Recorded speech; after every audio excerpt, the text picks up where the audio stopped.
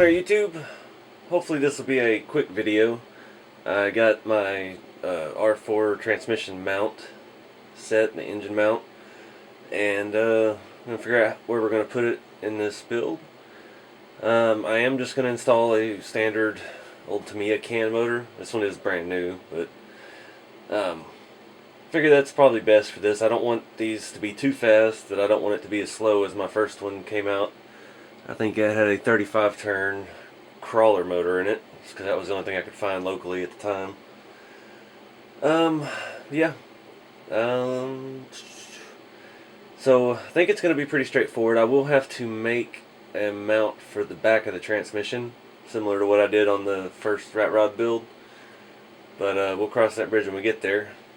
The front mounts are pretty straightforward, so go ahead and get everything opened up and we'll take a look. All of this. Trying to remember how this works. So we've got the shaft here that goes inside of the R4, and it does come with a bearing to go in the adapter plate. You can see that. So I'm going to go ahead and try to figure out which screws here go to the motor. Pretty sure it's the short ones here. I'm going to do all this on camera. We'll pick back up here in a second. Alright, so I know I touched on it before when I was doing either the Blazer or the original rat rod, but this shaft in the bearing will wobble until it's installed in a transmission. So when you set your mesh, make sure that you're looking at it from the side and holding it straight up and down.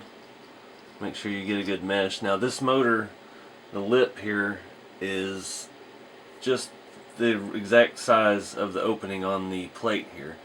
The one I did previously was smaller, so you could use a different size pinion if you wanted to, or it allowed a little more adjustability.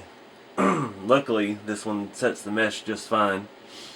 I don't know if that was designed on purpose like that or what, but it doesn't matter if I rock the motor side to side in the screw holes, it still stays in the same spot because it fits perfectly into the opening. So I've got my bearing on the shaft, got that lined up. I'm going to go ahead and throw a little bit of my lithium grease on these two gears, and probably a little bit on the third down here. Now these transmissions do come pre-greased, pre-lubed. I'm not sure what kind of stuff they use from the factory.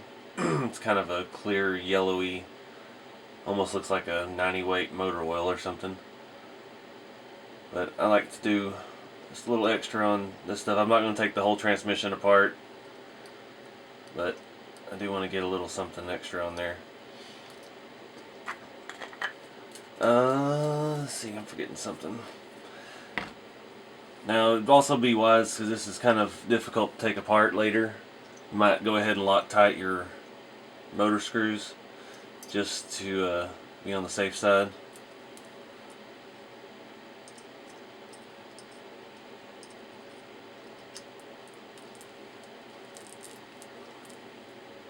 Alright, that'll be good enough for now. So, now we just gotta ease it in there and line it up. And the plate has a lip along the edge which sits snugly against the transmission. Before I put anything in, I'm going to go ahead and turn it, make sure my gears are getting good meshed and there's not any binding or anything going on. So the way these mounts work, they bolt on, hope I'm in focus guys, I'm sorry, here, and you can do them mount low, or you can flop them mount high. So those screws will go in later, and it does come with several different sizes, not several, but two. We've got our small ones for these up here, which are threaded, and is it? Nope, it's a big one. I do these kind of like a real engine I start. I snug it, I don't force it tight. That's a different size. They come with so many different ones. Maybe it's these over here.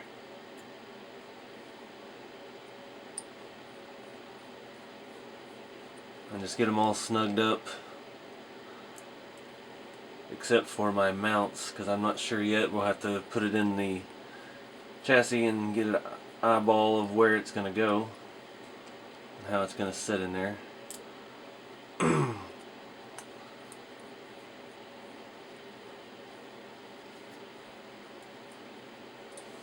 more. A lot of extra screws here. I shouldn't have dumped them all out at once because I don't remember which ones came from which bag. I think it may have come with extras because some came with the transmission, some came with the plate. So now I'm going to kind of work my way around, torque them down, go side to side.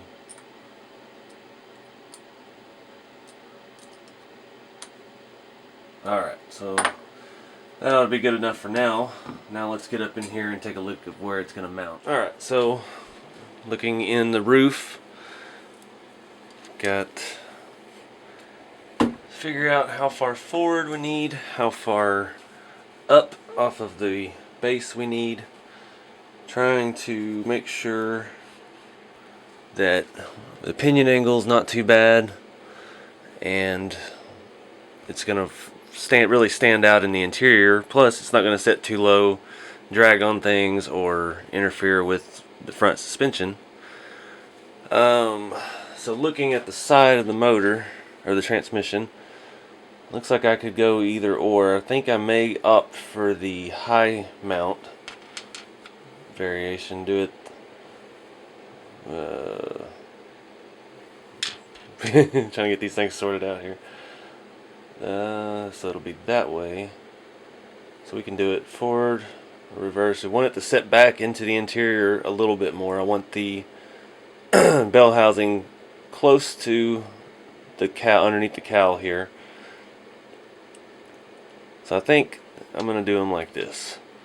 So I'm going to go ahead and bolt those up. See, I'm going to do them like this. So we're setting, can you see that? On the low side, sticking forward. So I'm going to set it up and you can see get a better look. Alright, so the mounts are on. It's hard to hold up in there, but it should sit right up in there. It's going to be snug in between the frame rails. It may cause the rails to bulge out just a little. I'm going to have a very short drive shaft. It's going to be a challenge to find. I don't think I have any spare ones laying around. I might. Well, I think my Punisher shaft I have yet to find a use for is going to be too long as well. But that's what I'm looking at. So now I'm going to go ahead and remove the body and try to eyeball a height. Make sure my motor is not too far forward.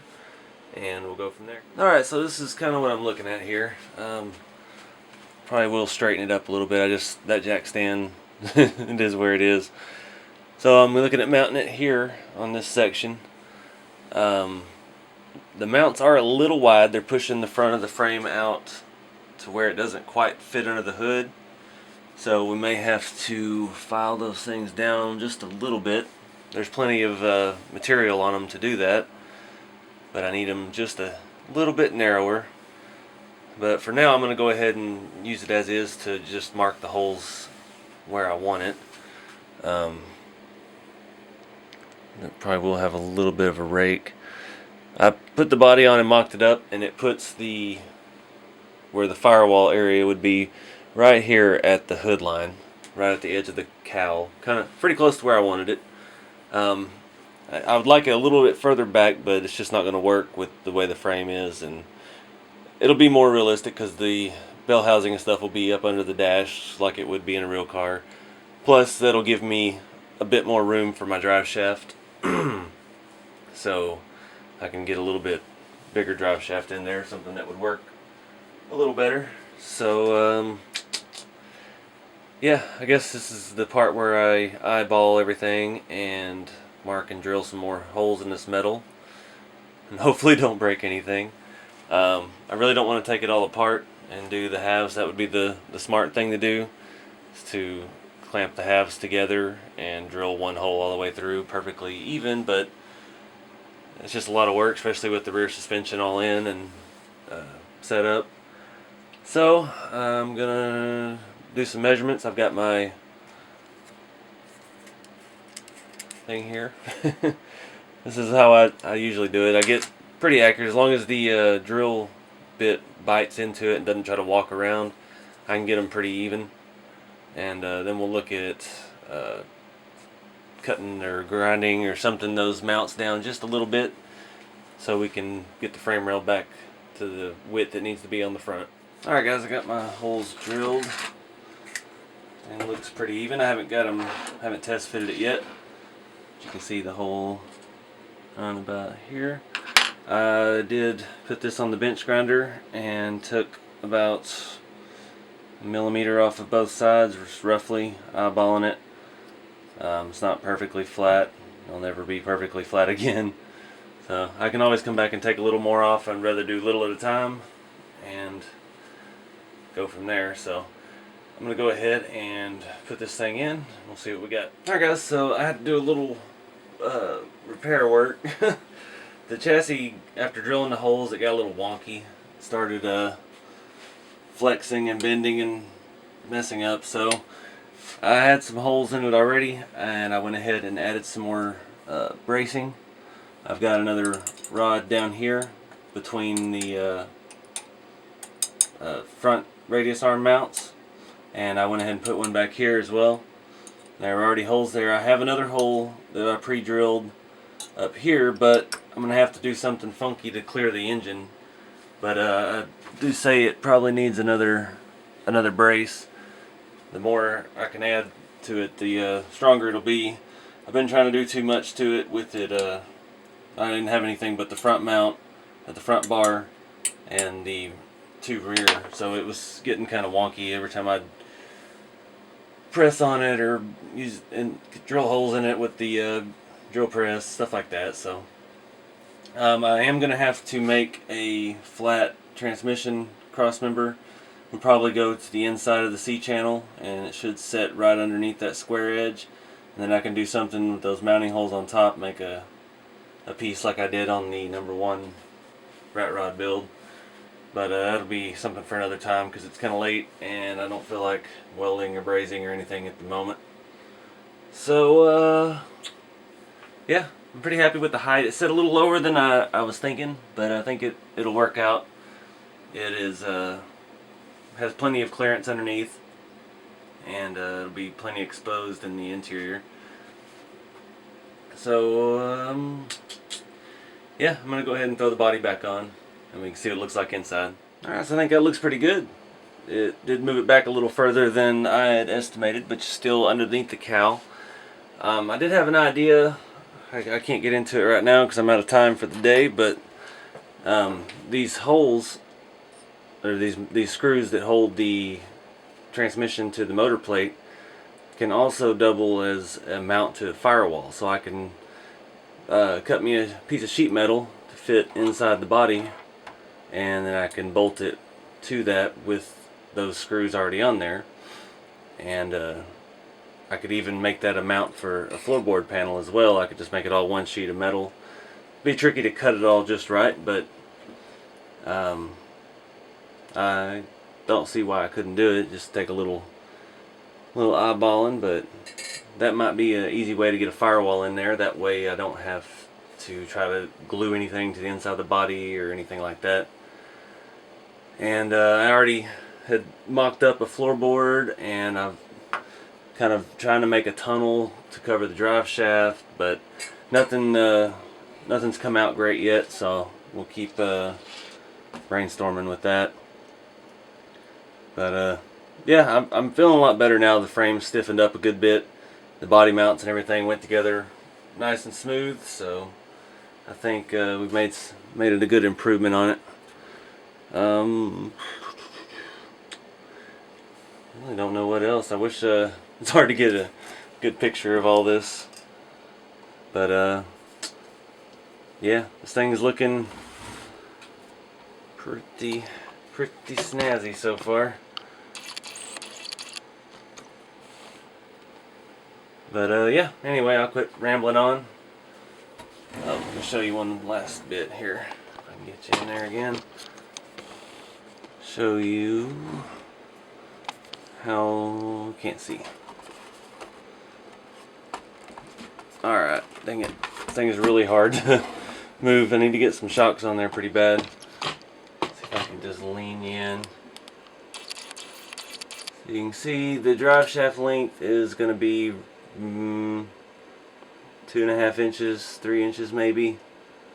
Not very long, but I think it'll work.